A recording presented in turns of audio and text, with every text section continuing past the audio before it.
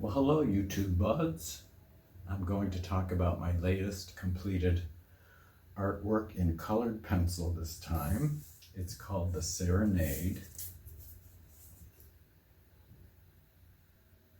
I will give you a closer look of that next to the reference photo too, for fun to see what changes I made, because I made a number of changes, which I often do. Best place for me to talk about it is at the computer, so I'm going to take this over there, turn you around, and bring up that photo, and we will chat about it a little bit. Wow, what a fancy setup I have here today, I'm telling you. This artwork is actually somewhat awkwardly propped up here, but I have it braced pretty well with some books in the front and the back. We will see how it goes. Let's take a look at the original photo. You can see that it was completely vertical. What I liked about this photo was, well, I used my imagination that I would make it a landscaped composition with two figures. I was really feeling ready and I wanted to do a people portrait again, and I thought, well, I will challenge myself. Even though this is a smaller 8x10, I'll see if I can do faces that small. That was one of the challenges in this one. And I have brand new Caran Luminance pencils that I had bought for some of the skin tones. I was really happy with those. First of all, this verticality was too much and really wouldn't work for artwork. So resizing it as an 8x10, you get something like this. And even then, to be an 8x10 needed this extra space. So I had to use my imagination to add on a bit more on the right side of the sofa, and then a bunch more on the left side. The hair I changed somewhat, and I wanted the hair to be a bit longer, shoulder length, more obviously shoulder length than it was. And I did keep a rather subdued smile. I call it the Mona Lisa smile. Like, what is she thinking about this serenade? And it is the first serenade where he's playing a song for her, so that's the setting of the story. With matting, some of this will go away because a mat will cover up a 1/4 inch all around. So much of this is going to be lost and kind of started near that piece of wood back to the reference photo. I really like the colors in his hair. There's actually, I don't know if you can see all of them from the computer, but the richness of the brown areas that were lighter were best represented by a reddish type brown. And there were definite highlights from this bright light source. I kept that coming from the left windows and lit up this area here, this side, his right side first. Actually, he's pretty well lit up. And she is too, but then you can see how the shadows get quite severe on the right side. And the shadows I made in my imagination. I couldn't tell what color the rug would be, but it's a beige rug. You can kind of tell if you will try and figure out. It was most obviously only down here, so I thought, well, I'm seeing a lot of the turquoise and blue follow through on the shadow edge. And then there's like the next tone, medium to that. Instead of using just browns for shadows, really an earth green looked really good, and I was seeing green here anyway. So an earth green as a shadow color worked very well, I feel, before it became the rug's real color, possibly here. You can see I have a more complementary color scheme going with blue and orange. I have done that before. It's a nice combination. But in order to have this, I made the wood, well, the wood was very orangey to begin with, so that gave me the idea of going orange and blue. The guitar, some of the color was washed out by the light, and I added the color back in because orange makes a very good wood color, in general. So it's a very orangey, then red in the darker areas. So the color of the guitar was brought back. Then I thought, well, this steel frame is just not going to work. You could go with a cool color theme and emphasize the green and blue. Maybe get rid of the orange, and you could have just a full green-blue color scheme. Anyway, I wanted to continue with the orange as like lines that pointed to them. And I simplified certain things. The bag, there was more space here. I added a book. The book themes, I simplified the pile of books. I got rid of the light showing behind and made it like it's a shelf that goes into a nothingness, so it will stay dark back there, but it's lighter toward the window.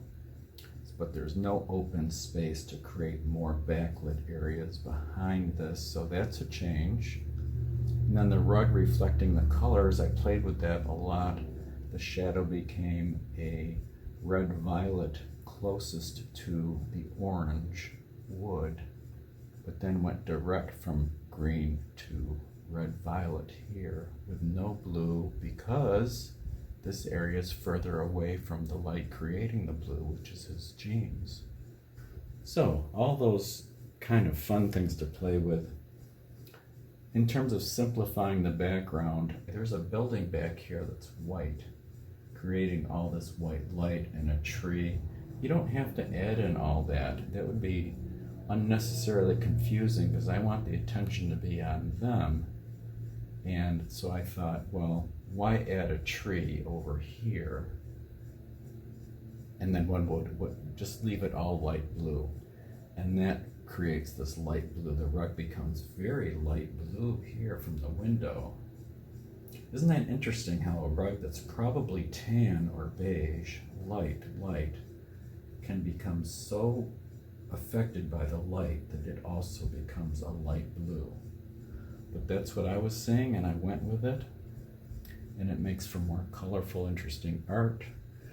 The sofa is actually a very light gray. Here's the reveal of the true color, kind of, but it could be considered white as well.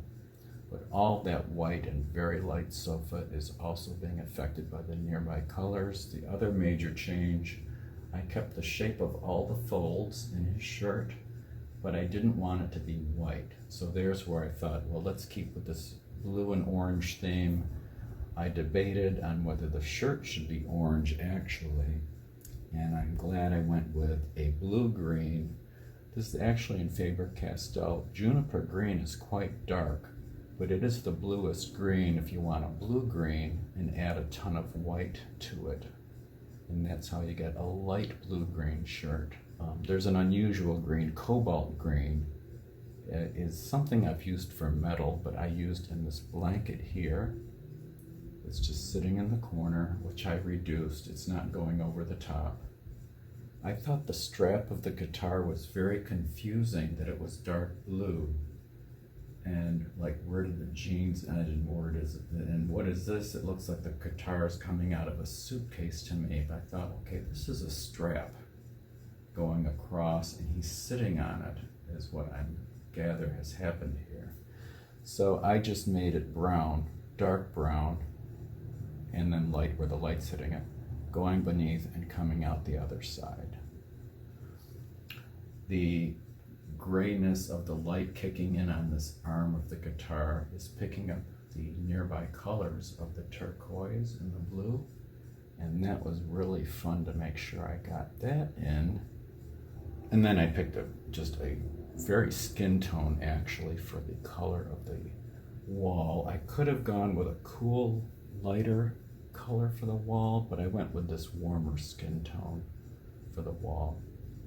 Getting the length of the hair was important. This is a small space I'm working in, so all of that had to be done right in a small amount of space. Her hair has a little bit of purple. I was seeing green and purple. I put some of the very light. You might not notice there's some purple going on there, but it's very light. It's mostly gray. It's hard. I find blonde hair to be very difficult, actually. Raw umber, this color with a lot of white, you get a tan that gets close to blonde, and that's just the best color I recommend. And then some light grays without making it look like gray hair. So it gets a little tricky, or can look tricky, but it worked. Body parts can be very tricky if they're, or the portraits to do if the body parts are in awkward positions. And I have to tell you that this does include some awkward positions.